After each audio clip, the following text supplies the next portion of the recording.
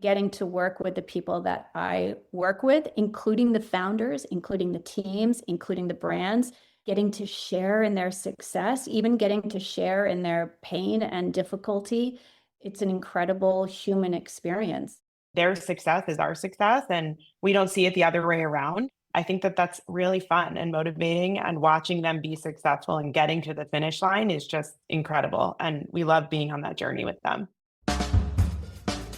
You're listening to What Fuels You, where we deep dive with CEOs, entrepreneurs, and business leaders to learn more about their stories and uncover nuggets of wisdom we can all use. I'm your host, Shauna Swerland, CEO of Fuel Talent, an award-winning recruiting firm based in Seattle. Today's guests on the What Fuels You podcast are Deborah Benton and Amanda Schutzbank, co-founders and general partners at Willow Growth Partners.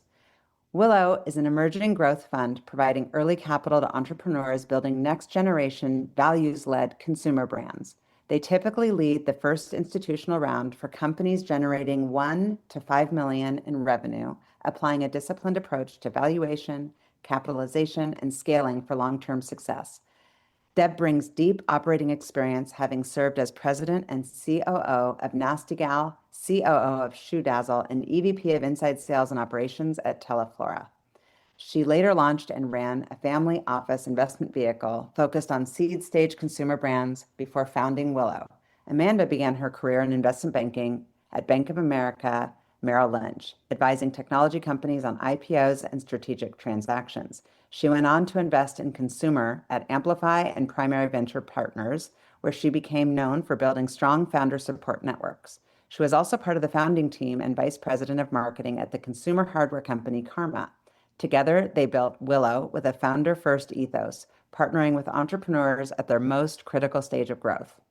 Welcome, guys. I love that we're doing this like little throuple thing. It's so fun.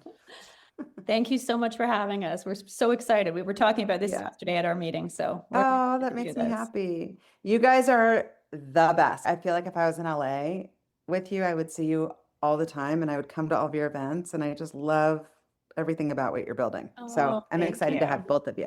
Okay, I'm gonna hit you guys with rapid fire, which will be a little funky with two people. So you guys, obviously you guys are probably like sisters at this point, finishing each other's sentences, or an old married couple. So I'll start with Deb, and then Amanda answer the same questions, and we'll just kind of ping back and forth. Okay, so this is not a specific to your investments, but just, is there a brand that you've always been loyal to no matter what? Deb? Oh, I love brands. I have to tell you, I'm an early stage consumer brands investor, always believing in newness, freshness. I don't think that there is a single brand that stayed with me my whole life. I think brands are so emotional and they change as you go through different stages of your life and as you age and different things become important. So no, I don't think that I'm dead set loyal to one single brand across my life. I love brands and I'm open to new brands as they emerge. Okay, so let's stick with car brand. What's a car brand that you love or that you find yourself continually going back to? I really like the technical excellence of German car brands, to be honest. So I would say over the last 20 years, 25 years, we've had mostly German cars. I think BMWs are great. They do a great job. Yeah, they do an awesome job. I've admittedly had a BMW since I got my first car. So that's brand loyalty. That's brand loyalty. I've grown up. I had a little convertible, and then I had the X3, the X5, and now as I have more kids, now I have the X7. So well, we'll get into brands because you guys are the experts, and I'm excited to hear like, what is that? Because I know with consumer, with like beauty stuff, at least for me, and I think for a lot of people, it can't just be quality, because if it's quality in like an ugly bottle, it's got to be beauty. It's got to be like, it's got to have so many aspects to it. So I want to get into all that with you. We use that word a lot, in just colloquially, we always talk about brands. For me, a brand is how it makes you feel. So it's very much, yes, does it include products and services? Yes. But when you really differentiate between kind of a random, nameless, faceless product or service and one that is meaningful that you continue to return to, it's really because of how that brand makes you feel. It may be serving a purpose. It probably is for serving some sort of functional purpose as well. But generally, if you're coming back over and over, you feel a part of that brand. And in return, it makes you feel good.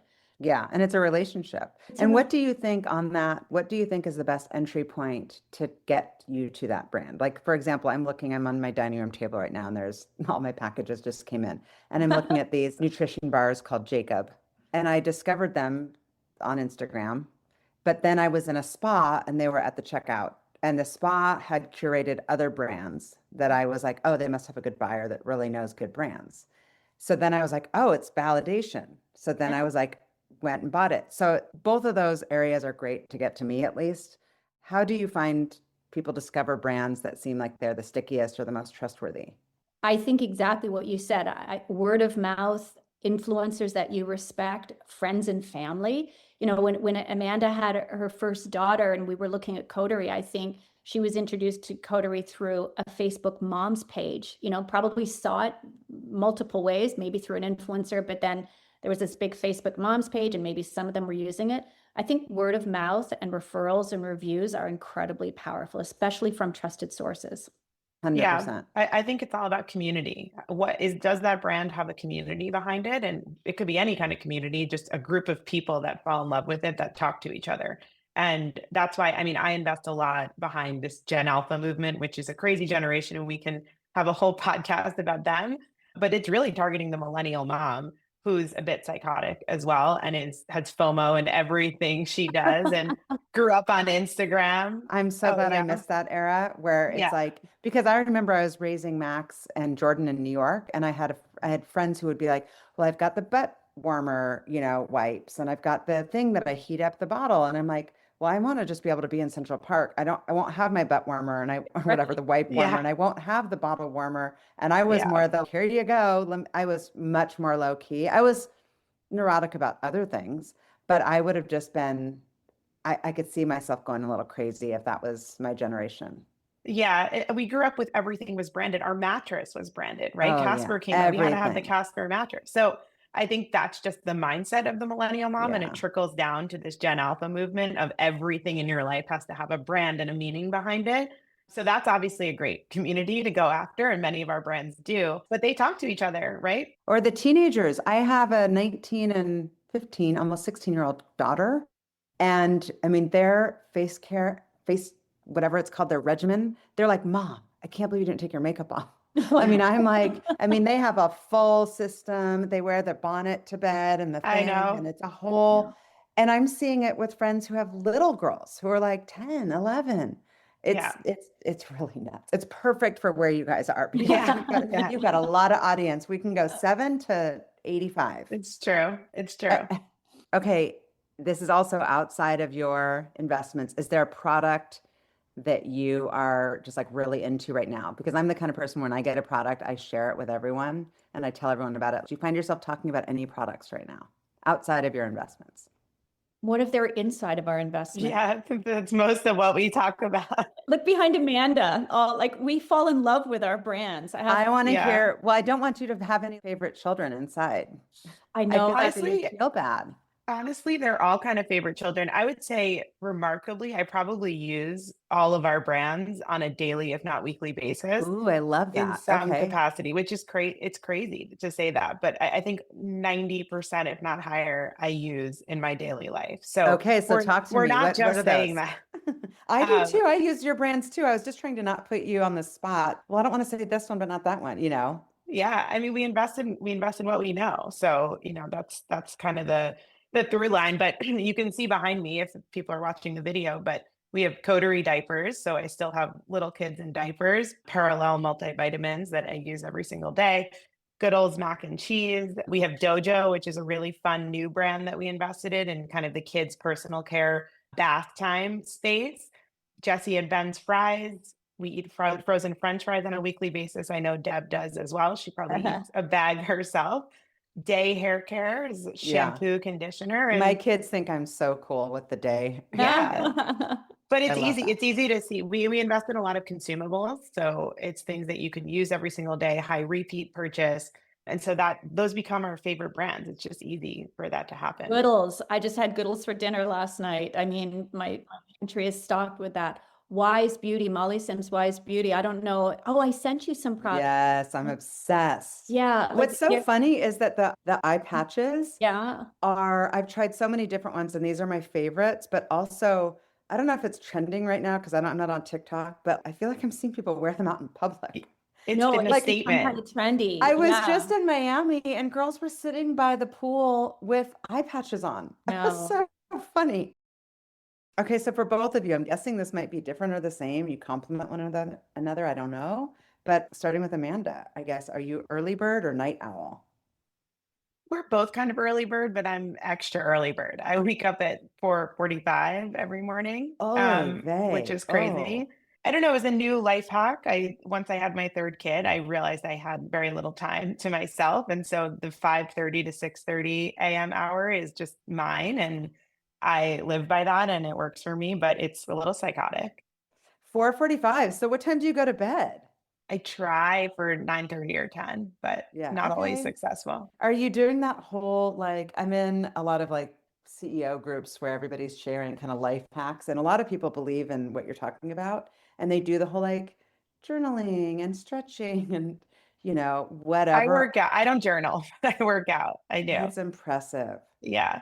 Yeah, That it's is honestly, it's been a game changer for me. It's just like a minute of silence, I think, before you start your day and to collect your thoughts. And when you get on that train and then you don't do it, you really feel it weighs yeah. on you heavily that day that you didn't do it. So it just becomes this addicting habit. Good for you. Is there anything you gave up? Is that like night TV that you gave up? Because I find myself Totally. purging shows and binging shows and I'm like, ugh, cutting into my sleep. Yes, I've given that up, and my husband gets mad at me because he's like, "You won't watch this with me," and I'm like, "No, hard pass, hard pass." Good So for TV is the you. one thing that has gone away. Yeah. Yeah.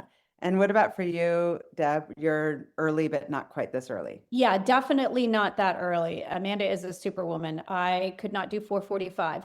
I probably wake up naturally around 6, you know, Wow. 6:15. I really like having coffee and just getting caught up on New York hour emails or texts or international emails or texts that have come in Yeah. so I can kind of start my day.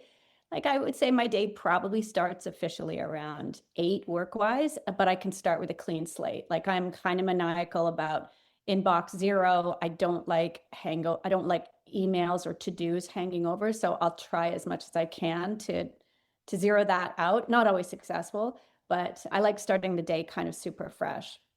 That's impressive. Is there an app that you both can't live without that keeps you kind of organized or I don't even know. Maybe it's Spotify. Maybe it's No, I wish I listened. I am not. I got to find more time. Like I've got to. I wish I could say I have the answer and everything's balanced, and there's nothing balanced in my life. Nothing is balanced. I'm more fortunate. Amanda has 3 young kids. That's insane. Just how much young children need. My children are older, so a lot more independent. That definitely frees things up for me. As silly as it sounds, Amanda and I both use an email app called Superhuman. I find that very helpful for me, productivity wise. I think we started using it really early in the fund life, right, Amanda? Like 20, 20, right when we started in right when we 2020. started. I Yeah. ask these questions selfishly, to be totally frank, because I'm I always know. trying to find more hacks for myself. And Deb, to be honest, I know your bio. So you were crushing when you did have little kids. And I love that you, Amanda, get to work with a woman who has empathy for what it is that you're dealing with. But Deb, I mean, you obviously were there also, just like I was years ago. My kids are grown also. And I look back at photos and I'm like, how in the hell did I do that? I think we're just Honestly, like on autopilot or something. yeah, but Amanda and I were talking about this yesterday. Like, I missed out on a lot. Like, just being very candid. Yeah, so I did I. I have a lot of admiration for Amanda and Jason. Jason is Amanda's husband, really great guy. I think he's really involved, really helps out. Like they're an amazing team together.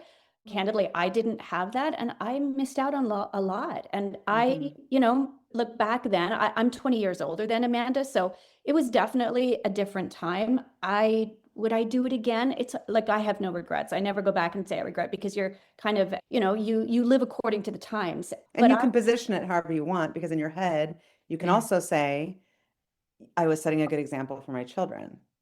yeah, no, look, look, we all do our best, right? Like we all do what we can. But I can honestly say I missed out quite a bit. I mean, there were days I didn't see my kids. Yeah. He was there at 7 a.m. and they were still sleeping when I left. And I would get home at 9 or 10 and they were always asleep. They were already asleep. It is what it is. I think my kids are amazing. They turned out just selfishly. I think that Of course. you sacrifice a lot, but Yeah. yeah, I mean, going back to productivity hacks, I wish I could tell the world like, oh, Well, Superhuman's a good one. That's a great one. yeah. You guys, this is hilarious. This is like this is my non-rapid fire. I love it. This is 3 women attempting to do rapid fire is like, fuck it. We're just like, that's already out the door. Talking about everything. I've tried every productivity app out there, like all the to-do list ones, and I've gotten rid of all of it. And I've gone back to Excel spreadsheets and my Apple Notes. Like I think something in my head and I write it down in my note. It's quicker for me. I get it done faster. Okay, are you guys beach or mountains? Both of you. Oh, beach. Beach. I don't climb. Well, no, like skiing is more like not climbing. I love that you're like, I don't climb. I'm like, I don't do cold weather. Okay. Who does? I would say for me, 50-50, literally, which is a terrible answer because I know you want one, but 50-50 and quite bipolar wise. Like extreme mountains, because I've got one son who is an absolutely avid rock climber and will end up living, I think, in the mountains. And my other son is a surfer and will end up living probably in Southern California. So I think that's where my 50-50 comes out. I love that you just have boys. I don't think I realized that you get to be the queen. I love it so much. Boys just love their mom too. Oh, of course. Oh, yeah. So I'm guessing maybe you don't have any time for this, but are either one of you reading or watching or listening to anything right now that you want to share that we should this is just all selfish questions. I'm like, what do I need to learn from women that I love and respect? Yeah, I am reading one book right now. It's not a new book, and it's essentially like, these are the 4 lessons of life. Oh, yes. It is so good. I wish I had more time to read. I'm that person who buys the books and they're sitting on my nightstand stack. And I look at them and I have really high hopes to read them. This is me too. I'm now Audible, by the way.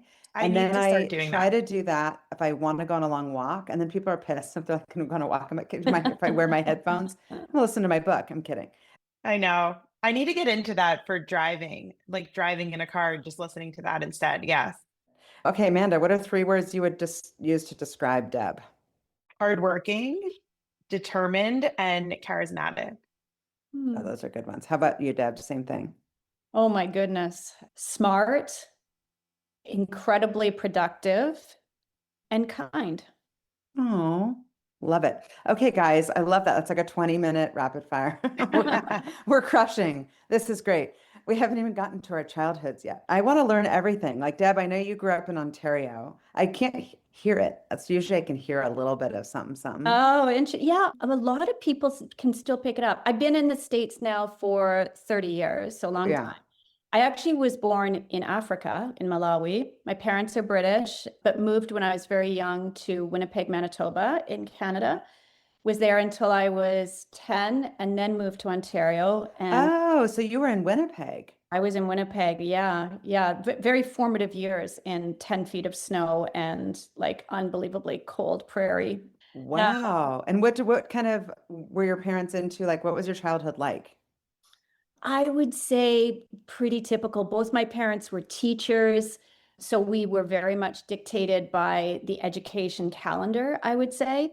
Both are British, so we had one trip a year. Maybe we would go visit our relatives in England. Yeah. And what were you into when you were little? Like, were you into music, sports? Were you nerdy? Were you cool? Like, what was your vibe? Yeah, I was a competitive swimmer for much of my childhood. And then around 10, moved into riding. And I was a competitive horse rider. I rode equestrian and did that until I went away to university. And when we moved to Ontario, we had our own stable. We had our own horses, horse trailer. We drove, my mom incredibly drove everywhere around, hauling us to horse shows and things. Oh, That is so cool. And there is something like, and I love that Amanda said hardworking, because it's like I do see a correlation that way that people describe it, because you have to physically do so much. You can't be like a princess. You have to be No, kind of you're open really to working hard.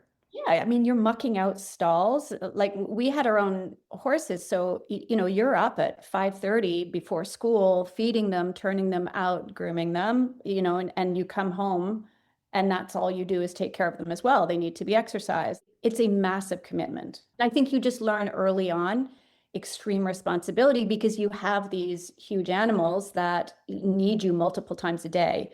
Yeah, Sometimes a cat is a little more independent and, they kind of do their own thing. 100%. As Yeah. long as they have food and water, they can kind of be on their own. You're definitely not that.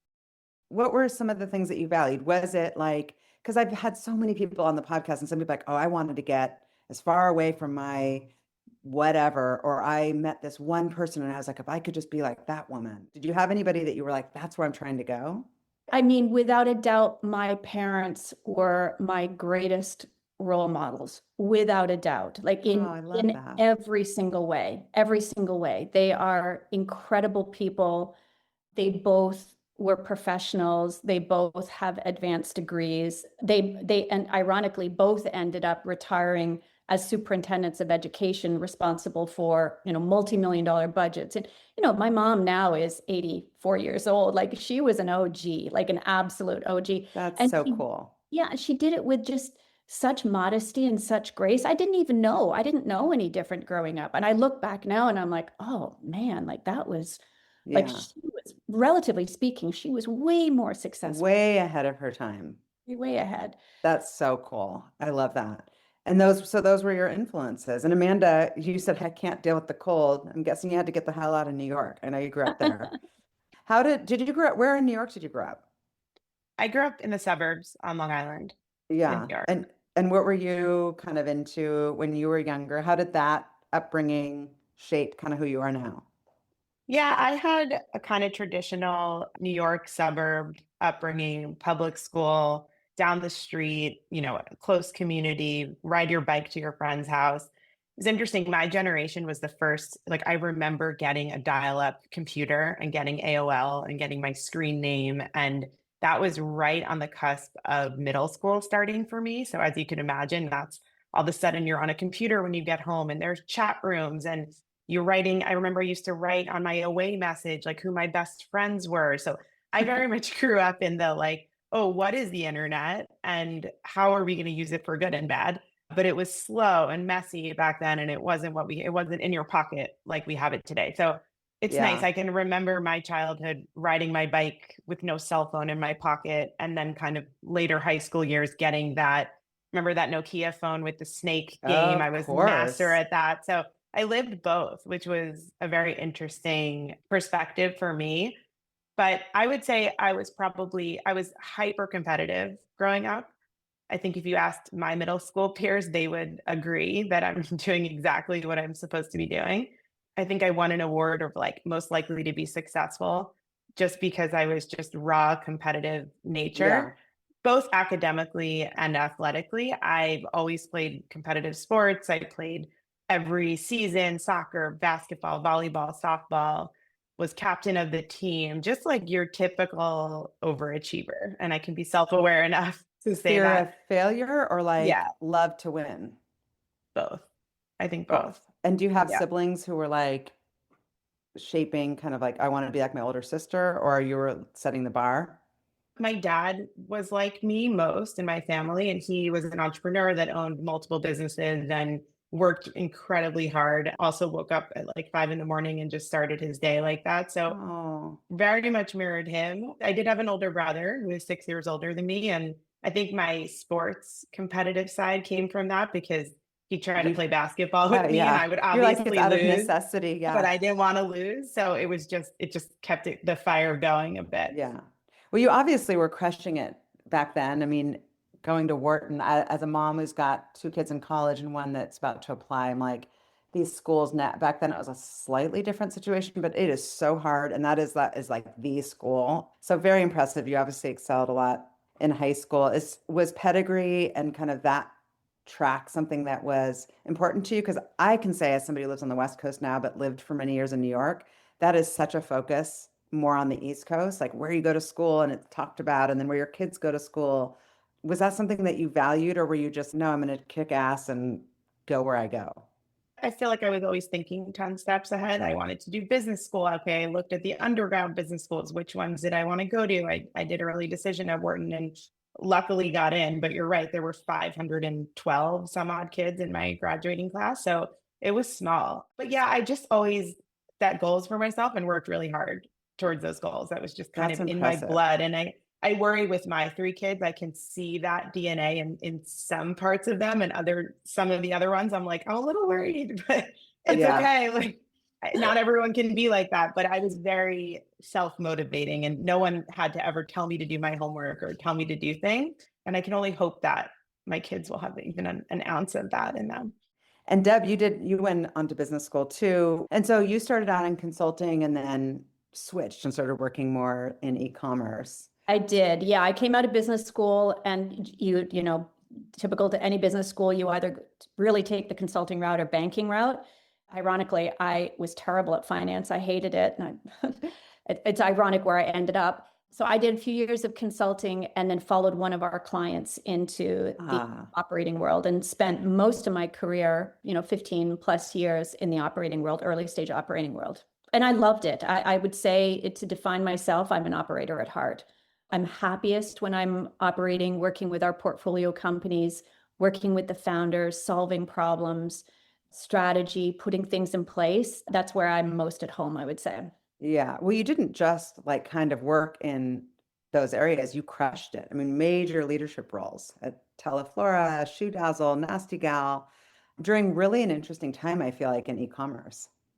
Yeah, it was if you go back in the late 90s, kind of the e-commerce 1.0 when I joined, I was in my mid late 20s when I joined eToys, which was kind of the poster child, I would say back then, of the boom and bust of this crazy e-commerce time. Like we took that company. When I say we, I did not. I was like a mid-level manager, but the executive team took the company public in late 99, I believe. And then very shortly thereafter, March of 2000 hit, which if you recall was like a major financial crisis. Very fascinating time, probably some of the smartest people I've ever worked with in my life. You just knew you were working at the cutting edge, like things were really fundamentally shifting. Very similar, by the way, to how I feel now with AI. Oh The my gosh, yes. major, major inflection point that is not just it's not just, oh, we're going to buy and sell online. That may have been tactically what was going on with e-commerce back then, but it was just that whole time period. Cloud computing came into existence. The ability to conduct our lives online in various ways. It went far beyond just kind of e-commerce. I feel very similarly, maybe even more right now with AI and the impact that it's going to have on our lives Yeah.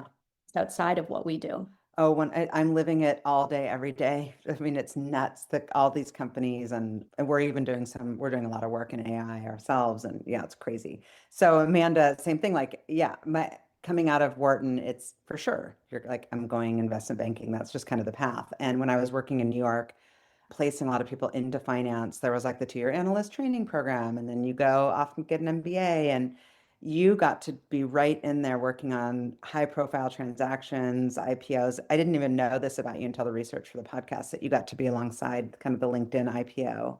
Got to be pretty Yeah. cool. What did all that experience teach you about like really how capital works behind the scenes? Yeah, I definitely had more of the traditional path kind of going on my party line of how I grew up. But yeah, so I did Wharton undergrad and then ended up in investment banking. I actually got to do my 2 summers before I graduated at Goldman Sachs. And this was right when Bear Stearns blew up and the whole world was crumbling. And, Goldman Sachs internships used to be you go to the Yankee games and you get to party with them. And it's like work hard, play hard. That was not my experience. It was very cutthroat and it was just you're the best one here or you're out. And so I had to learn very quickly, just I'd say business etiquette 101, down to like when to BCC someone or CC someone, or if someone's not in a great mood next to you on the mortgage desk, like don't go talk to them, right? Mhm. So I When actually to speak up really in a valued, meeting, when not to, yeah, all the yes. nuance. And I was an intern. You had to wear a name tag all day and you had to carry around a stool and you got to sit behind people and shadow them, but you couldn't ask too many questions because you would annoy them, but just enough questions to make it seem like you were smart. So it was really the Hunger Games. They used to do, I remember so clearly, they used to do this thing called the Facebook where they would flip through pages of people's faces and then call you down in front of all the MDs and just rapid fire questions at you. Like, what did the Dow close at yesterday? And you had to know to the decimal point or you were out. So crazy. Goldman Sachs for me was a pivot, I think pivotal in just how to be in the workforce, how to be a person, just how to live in this whole world. And so I loved that experience. And then I ended up joining Merrill Lynch right at my graduation to do more of equity capital markets. I wanted to straddle both investment banking and the public side. And Bank of America merged with Merrill Lynch. So I was then the first analyst class that had to go through that transition. So all in all, my banking experience was fantastic. It just taught me a lot of hard grit and it was a bit of the Hunger Games in the I time can that I only just imagine. was in there. But yes, I did work on really fun transactions doing that. And it was a fun time in the tech group in particular because it was right when LinkedIn was out and Facebook and Zynga and Groupon. So these were kind of the first consumery tech. Before that, Yeah. people were A working on little like more sexy than semiconductors. like semiconductor. Yeah, Yeah. exactly. Yeah. So that was really fun. And I mean, I was a low level analyst fly on the wall, but it was fun. And I think just taught me a lot about how to just be in the Yeah. workforce. What made you decide that wasn't like, that's not who I want to be when I grow up and I'd rather kind of be an operator or get into, I know you did Techstars. Like, what made you Yeah. decide to make that whole, that's kind of a serious pivot? I was 24 at the time, 25 maybe. And to be honest, I had gone through a bad breakup with my college boyfriend. And I was like, I need out of this world. What can I do next? I did think about going to private equity, and that was kind of the next traditional path. But I loved the early stage. I loved when the LinkedIn team came in and gave their pitch about how they started the company and kind of that whole part of the roadshow. And so I wanted to be closer to the beginning and not at the end of kind of that business journey. So I mapped out all the funds in New York and who they were. And there weren't many at the time. It was like First Round Capital was, Union Square Ventures. It was kind of those players and just started networking. I mean, I'd say that was the best part of going to Penn undergrad and Wharton undergrad. It's like your network on day one is just incredible. And so I figured out on LinkedIn who knew who that could introduce me to get into all these places. And I did get a job offer to go to like a secondary fund with these private equity guys that rolled out of Blackstone. And I turned that down and got in touch with David Tisch, who decided to run the Techstars program in New York. And I thought that that was so fun and such a risk. And I was young. And I said, if I'm ever going to do this, I'll do it now. So I begged him to be his associate. And he was like, you're going to give up your banking salary and bonus and come join me. I'm not going to pay you anything. And I was like, don't care, I'm in, which was crazy looking back. And my parents were not thrilled with this decision, but I did it. And I ended up helping him run the program in the very early days. And that was kind of my pivot point into more of the tech world and the tech scene in New York. And it was very much emerging at that time, but an incredibly exciting time to be in that room with those people. Yeah, I can only imagine. I did a lot with Techstars. They've subsequently closed down Seattle but all those programs are so cool. And you get to learn and you get to hear people pitch and yeah, very, very cool. Yeah. And so tell me about Karma. Yeah, so I was just an extra employee basically on all of the companies in the program. The most notable one that came out was ClassPath, which used to be called Classtivity. And Payal is still a good friend of Okay. mine. Her kids actually ended up in my kids' school here in LA, small world. So we see each other a lot. But I didn't want to go there. I wanted to do the harder route, quite honestly. And Karma was a consumer company, but it was a hardware device. It gave you Wi-Fi wherever you went. And my opportunity was to be the first employee. And I was really optimizing at that point in time of like, where will I learn the most in the operating role? And being the first employee and on the founding team of a company, you'll learn right? You're just a jack of all trades. You have to do Yeah, you got to be everything. the Swiss Army knife. It's just okay, now I'll be this guy and I'll be this girl. Yeah, yeah. Yeah. So I did that for a few years and it was an incredible experience. The founders were actually from Amsterdam. So I got to live over there with them for a bit. And it was so fun and just a wild roller coaster ride. Not too long after, Verizon came out with those MiFi devices and Wi-Fi became way more ubiquitous. Like this was a time when you couldn't go to a coffee shop or an airport and be on the Wi-Fi. Like, can you Yeah. imagine a time? It wasn't that long ago. So we were definitely the darling child of that program. And we had all the top VCs wanting to invest, and they did. And so it was very much in the heyday of that, but definitely a roller coaster ride. But I learned a ton in kind of my just under 4 years of doing that, which was amazing. Yeah.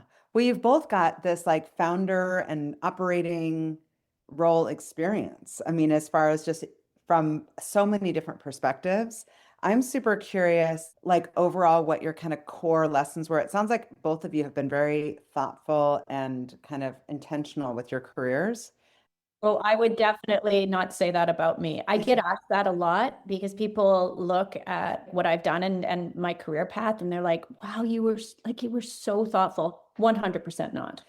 I love, so yours is less, Deb, I guess, intentional. Yeah. Amanda's very intentional, which is, I think that's quite reflective in our personalities as well. We obviously know each other very well. Like I could definitely see Amanda. She's very thoughtful and very incredibly well planned out and knows Mhm. what she wants and builds a path.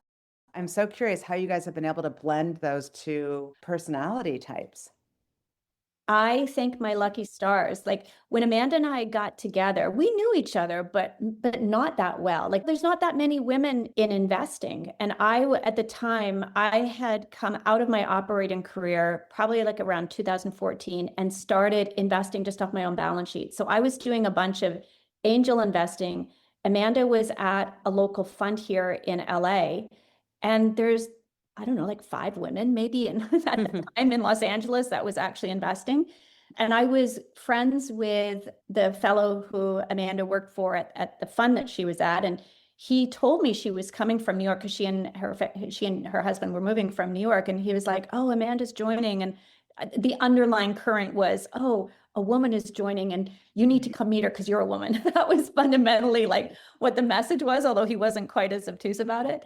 So we met, I think it was 2016, Amanda, is that right, when you moved Yeah. out?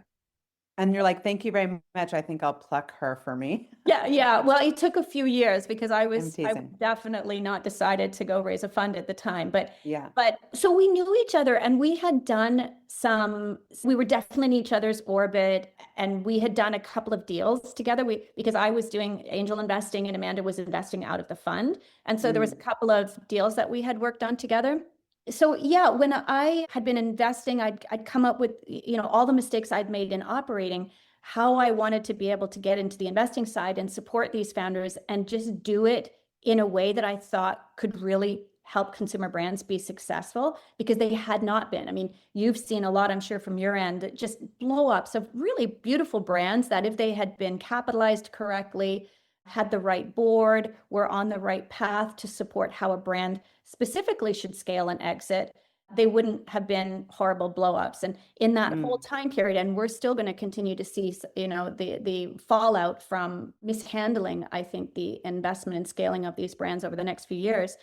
So I was doing this kind of as an individual. I was doing a lot of board work, and I was getting, my checks. I certainly couldn't write a lead check.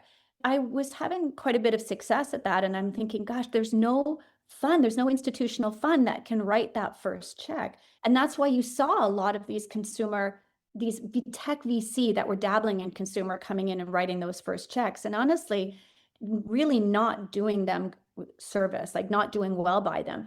Valuations were too high. They expected tech-like exits. So it was a very much a boom or bust mentality, growth at all costs, just pour all this money into growing, which, maybe that works and supports these kind of very cutting edge tech companies. I get that.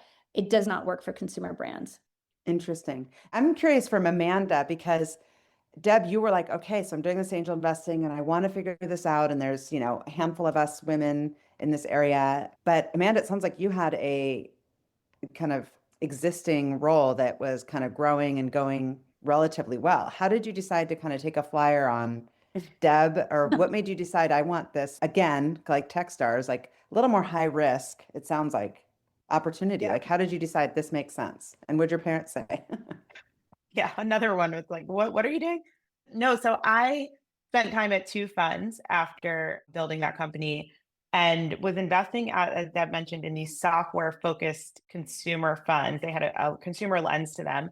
And because the lines were so blurred, we would do brands like every now and then we do some inventory holding brand in some capacity. And it was just like it was the time of, oh, you have a website, so therefore your software, so therefore we'll just give you the same valuation we gave the last software seed round, and we'll just get you to raise from more VCs on top of us. And then the next thing you know, you realize that your Series B investor has a multi-billion-dollar fund and they want a multi-billion-dollar exit for them to be happy, and that doesn't work in CPG. So I was just living that in a very slow kind of like, wait, what's happening? So when I got to LA to the fund I was at, she was one of the only angel investors in town. I was really trying to focus on consumer. And so that GP that she mentioned said to me, okay, don't look at a consumer deal unless Deb looks at it with you. So I kind of took that to heart and we tried to count at some point. We looked at over 100 deals together in those couple of years.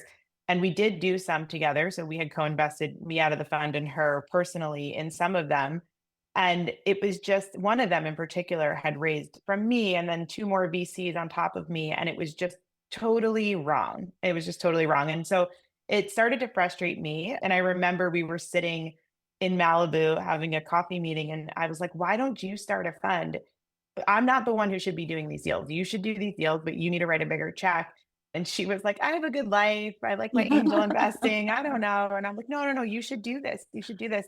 And I had had some experience on my end of just the back end, less sexy stuff of fund administration and kind of fundraising and all that. And so I think she internalized me pushing over the edge and then said, okay, I guess I'll go do it and I'll really do it, but you come do it with me. So that was kind of how we got together. And it was nice. Like I took that leap of faith because I wanted to only invest in consumer brands. And something I've learned in the venture world, which is very difficult, is being at a generalist fund, you're kind of a master of none, but you've got to be a master at everything, right? You've got to know a little bit about everything, but you can't Yes. go deep. And that Yes. drove me a little nuts. So I wanted to pick an area that I personally loved and in my personal life loved and just really understood the business model. And I found even in the last, 7 years of doing this, it's like once you go deep, you can see that repetition so much more clearly than being kind of this generalist. So you guys have such good chemistry and you seem so, so, so well balanced. I'm curious how you guys make decisions on, well, first let's talk about the first fund. Like how big was that first fund? And then what was your first check together out of Willow Growth? Yeah. So our first fund was in the May of 2020 timeframe. So believe it Yeah, or not, we had been working on it for about a year and Well, we just, Shauna remembers. I yeah, was there. I she was was in on that there. one. She was She was present. there. Yeah, we went to Seattle, we went to New Yeah. York. We had had some in-person meetings kind of between February and March. And then all of a sudden the world shut down. So we Hmm. kind of looked at each other and we were like, are we still doing this? And I had already quit. We had already had the docs all set up and we were like, I guess we're doing it. So we just pushed forward and we actually raised that first fund all on Zoom after that, which was remarkable. And that fund ended up being just about 30 million, which is crazy in a 12-month time frame to kind of convince people in this new way of working. We didn't even have a Zoom account before that, right? Everything was in person or a phone call. So it was remarkable. I remember we were on Zooms until like 8 or 9 at night, different time zones, just all day, just back to back to back to back Zooms. And we got it done. But we catalyzed that first close really around our very first investment, which was Coterie, the amazing diaper brand that we Look were at you with talking that about good sniffer. before. You guys got the good sniffer out there because Coterie was the one, right? That's great. Yeah, it was a remarkable company that grew incredibly fast. And really, that one, I had a little 8-month-old at the time. And I think I got targeted. Some influencer that I follow posted this like beautiful looking white diaper. And I was like, that's interesting. And I'm always buying things. I'm like, I'll try that. I'll try that. I'm the same way. I'm like, how many Yeah. boxes come a day? I'm like, this is embarrassing at this point. Yeah. So I'm definitely like, and I tried it. And immediately when I felt it, I was like, oh my God, this is different. Like it is just a way better product than anything on the market. And I remember when we were starting the fund, Deb was coming over to my house and I was like, just feel the diaper, just feel it. Like, you got to see. And She had had experience working around the honest company at the time, which was a whole different journey. And I was like, no, but it can be done differently. It can be done differently. So anyway, we kind of, and to your point earlier, how do we get to these decisions? I won her over, and ultimately we both need to agree to do an investment. And we did the deal in May of 2020, literally the height of COVID. We were locked in our Crazy houses. town. Yeah, and that's how we pulled the first close together for the fund. We said we want to do this deal. It's an incredible opportunity. Come join us, and just kept raising after that. I love it. And so when I'm talking about decision making, it's more like how much of it is gut and how much of it is actual like data and deep research. I would say at our stage, which is very early, it's half and half. So unlike when our companies raise the next round, they're generally raising from what I'd say early growth or growth private equity, which is 90% data.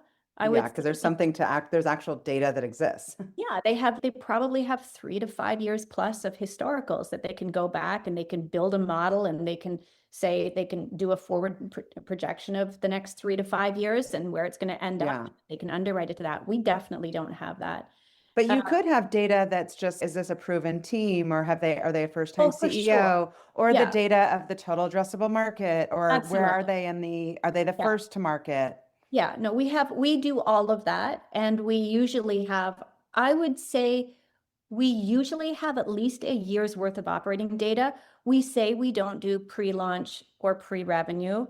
We have done it twice and we're doing it 2 more times now. So, when the stars align or the circumstance arises, we can be convinced. But I would say generally our thesis is post-launch. So we have some indication of market resonance, some indication of de-risking around getting the product actually into market and to consumers' hands. We can look at reviews, things like that. It's just a different stage and a different risk level. And how about founder fit? Where does founder fit fall Very into high. all of this? Very, very high and growing increasingly higher. We've always definitely shared the opinion of the importance of values alignment with the founder.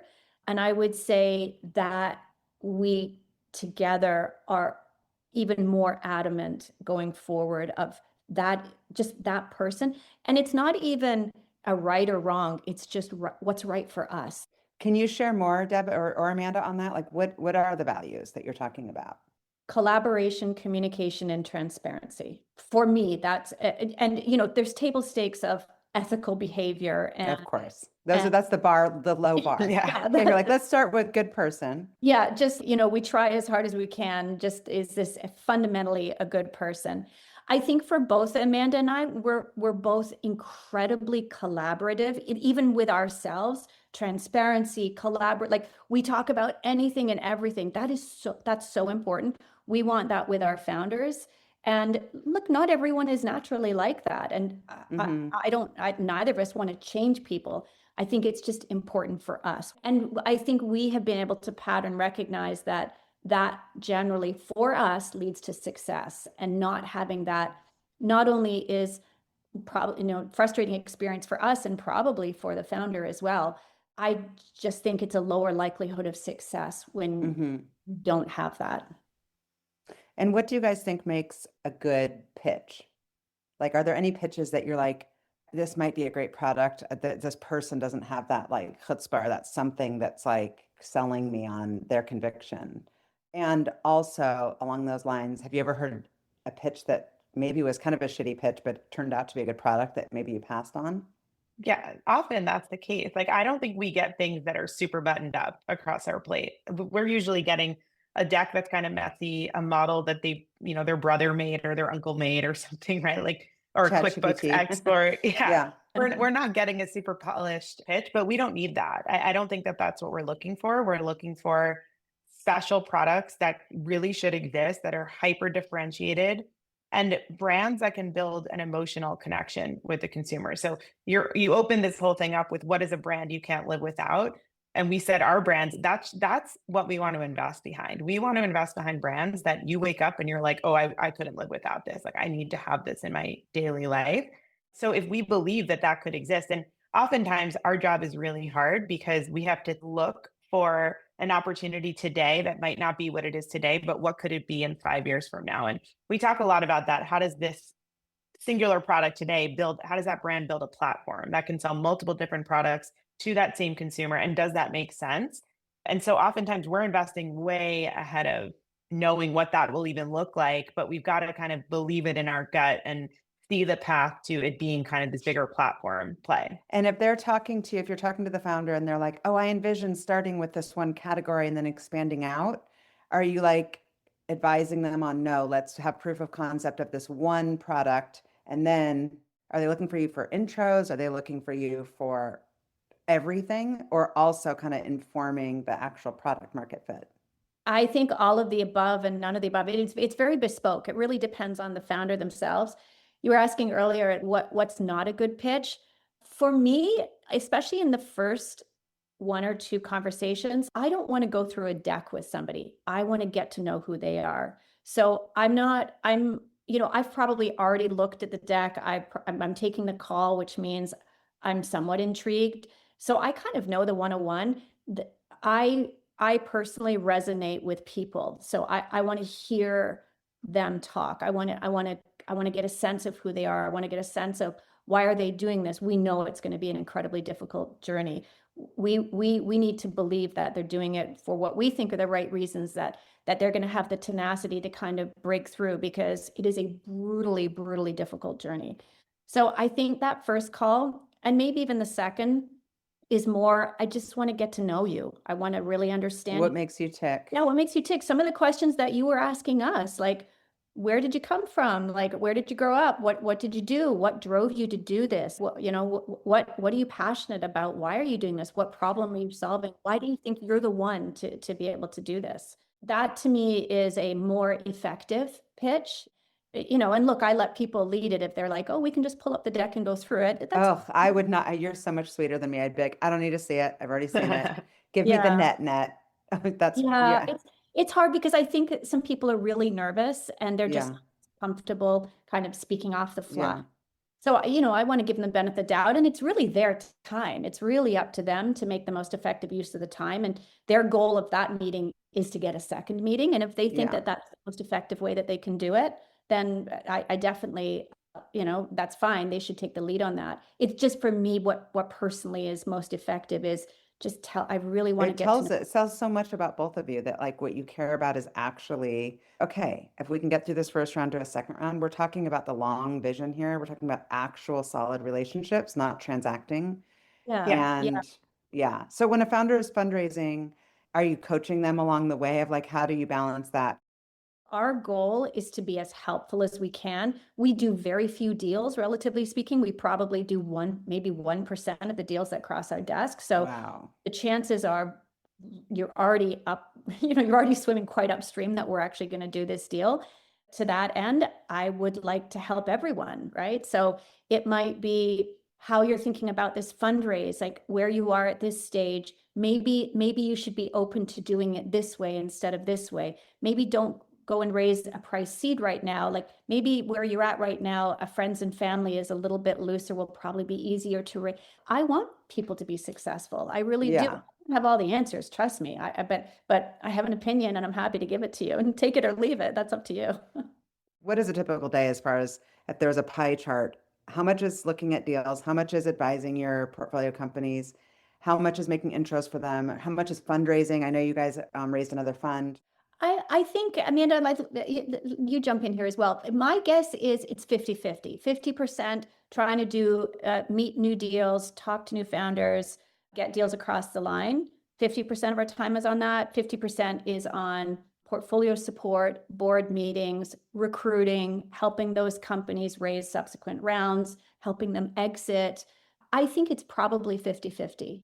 And, somewhere in there's running the fund, and we have a small team, and we've got press that we do, or public speaking. There's a lot of kind of fund operations in there as well.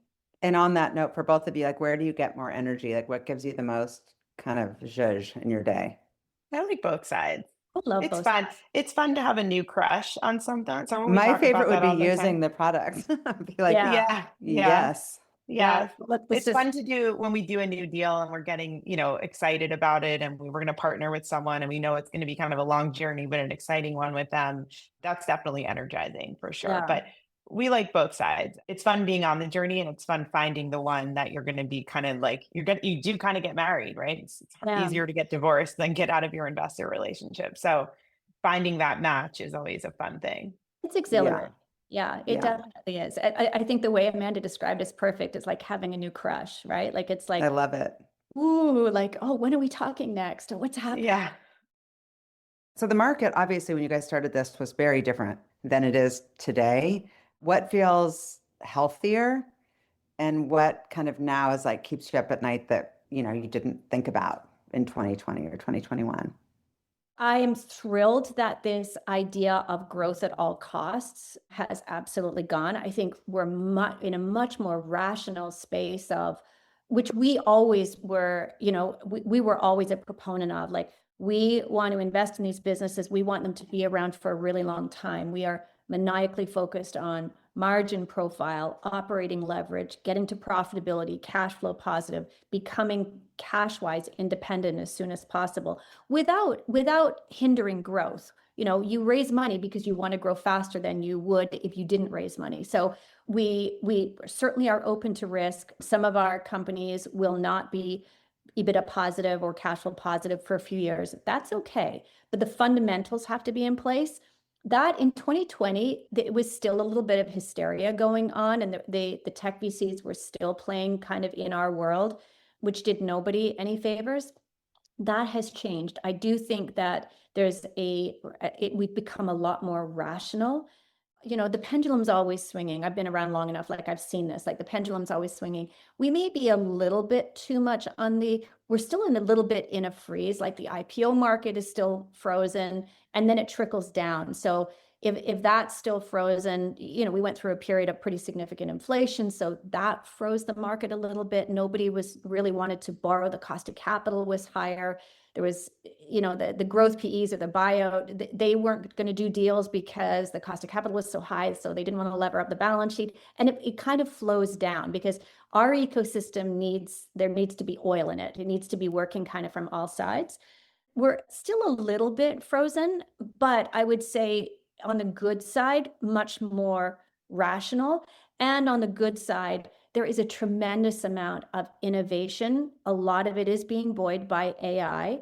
A lot of it, we invest a lot behind health and wellness. There's a lot of innovation that's coming out around better nutritional profiles, better formulations, ingredients, the impacts we've seen, a tremendous impact of the GLP-1s, how that is affecting the world, from buying groceries and what people are buying to individual health and maybe some drawbacks of GLP-1s, but then the positive aspects of health. So it's quite an exciting time, I think. Well, I also think that even though talk about AI and that's going to mean, potentially less people working in companies and could impact the economy negatively. But I think that people are choosing health and wellness will still be a category that they're willing to spend money on, which is exciting for your category, obviously for what you're doing, because people are like, under no circumstances will I stop taking that supplement, or will I, By the stop way, using these diapers or whatever it is. Or buying your lip gloss. Like, I'm Or sorry. buying your lip gloss. You're like, sorry, Personal care, food and yes, beverage, health and wellness, major categories for us. major categories for the world right now. So tell me about this new fund and what you're excited about. Yeah, so we closed our second fund back at the end of 24. So we're very excited about that. It's just under 100 million. And we really want to stay focused on exactly what we were doing before. So our sweet spot is really brands doing kind of 1 or 2 million in trailing 12 revenue, all the way up to kind of 5 or 6, give or take. And that was our sweet spot in the market. There are plenty of funds out there that want to do, once brands are doing kind of 10 million and up. And we really want to partner with those brands early, help them think about growing and scaling and taking money from the right next partner. So that new bigger fund is really just to write a bigger check in that first round. Our round sizes are usually around 3 to 5 million, I would say, that people are raising at that point. And we just want to write a bigger check. We really lean in. We do a lot of work. We often take a board seat. And so just to kind of reflect that and make that more kind of in pair, we want to do it in a bigger check and write kind of 2 to 3 million in an initial check, maybe even more. So we're excited about that new fund. We just started deploying it. We have 5 companies so far in that portfolio. and we want to do more. We are very actively looking for amazing brands to come and join us. And so, interestingly enough, you kind of asked what we're seeing in the market. I think because of a lot of what went on in the macro, there's a lot of innovation happening right now. So we are seeing a lot of pre-launch companies, pre-revenue, and that's exciting. That means 27 and 28 will probably be very, very busy for us. But we love to see all of that. Like we want to meet companies right when they're starting, right when they're in idea phase, and figure out the right time for us to jump in once they're post-launch. It's so, so exciting. Deb, you've brought up AI a couple times. How are you seeing that actually showing up in consumer brands or in your business day to day? And are you implementing it into the business at all? Well, let me start with our fund as a business. I'd say there's four of us. We have two junior investors that are in their mid-20s that are far more fluent in a lot of ways to this stuff, especially one of them has done a lot of work on it. I'd say we all utilize certainly chat, and this one of our teammates was talking about Cloud yesterday. He's figuring it out in much more advanced ways. It supports us a lot with things like complicated legal documents. Like, man, does that ever help? 100%. Like, it Yeah. just helps so much to break it down. So, I think getting shortcuts that way. I know some funds, and there's kind of this promise of the holy grail of being able to utilize it for deal sourcing and pattern recognition and which ones to invest in. We're so early, we just don't have that kind of data. Could it eventually become somewhat of a decision support tool? Maybe, but I think we will be the last ones. I think probably more on the buyout or growth if that's, but because again, there's so much data that marrying kind of exogenous macroeconomic data with the internal data of a company may be able to spit out some, positive help in which deals to do and how to underwrite them. I think that's less for us. In terms of portfolio companies, yes, some are definitely much more advanced than others. Those that are effectively using it are using it for things like marketing, the speed at which you can do A/B testing, AI being able to support coming up with a whole bunch of different kinds of ads and dynamically A/B testing and then implementing. That's kind of the holy grail, I mean, 100%. Or even doing market research. oh, market, absolutely. I mean, that goes without saying, like even for us, the support on market research or competitive positioning or pricing and things like that, it's an incredible tool. But I think proactively, I do think it's going to bring down cost structures. I do think it's going to take away some jobs, because if you can get to the point where the AI is working for you, not to the point where it's thinking for you, but it can execute. We are going to get to the point where it's going to be able to execute on a lot of things. I think businesses are just going to be able to operate a lot more efficiently. For me, from a margin profile, I think that that's exciting. Also, the speed at which things can get done. There are a number of tools out there now that are really supporting on the supply chain side, that which has historically been really kind of legacy based and old school, and communication was not flowing.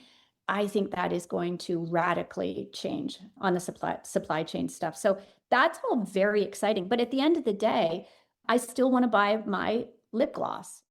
I think our industry is going to be more supported by operationally of how to do it. And could AI really support new product development? Sure, with all those different ways. But we're still producing goods. We're still producing goods that consumers want to buy. It's not going to be supplanted. It's not going to be taken away. I'm excited about how these businesses are going to be able to scale and operate faster and more cost effectively.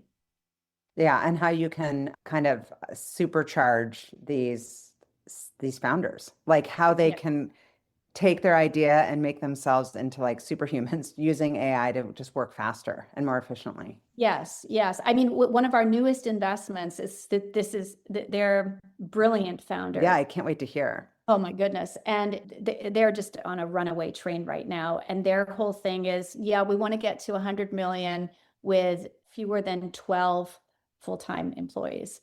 Yeah. Like, historically, absolutely unheard of. Now, are they actually going to get there? I'm not sure, but I can tell you it's going to be a fraction of the size of team that 5 years ago that brand would have required. I'm excited about the future of it. Like, I think it's helped us in productivity. I think it's the number one productivity hack for us right now. And I'm excited to see how our companies implement it more. And I do think that's the number one implication is that there will just be fewer people on these teams. And again, that's great to the bottom line. And I think we're starting to see companies scale so much quicker than we did before. And I think that has a lot to do with the speed of which they can get things done. So companies that used to take, 5, 6 years to get to 100 million can do it in 3. And that's remarkable. And I think we're going to continue to see that, which just makes our job that much harder because we need to identify them sooner. So we're on that. Yeah. We're on top of that. Yeah. Oh, I have no doubt. I have all the faith in the world in your team. I'm super excited. Okay, so for Thank both you. of you, the final question is, what fuels you? What fuels me? I really am so grateful and love what I get to do for a living every day. Like I tell the team this, we just met yesterday. I love every member on our team, on our small but mighty team. We have 4 people.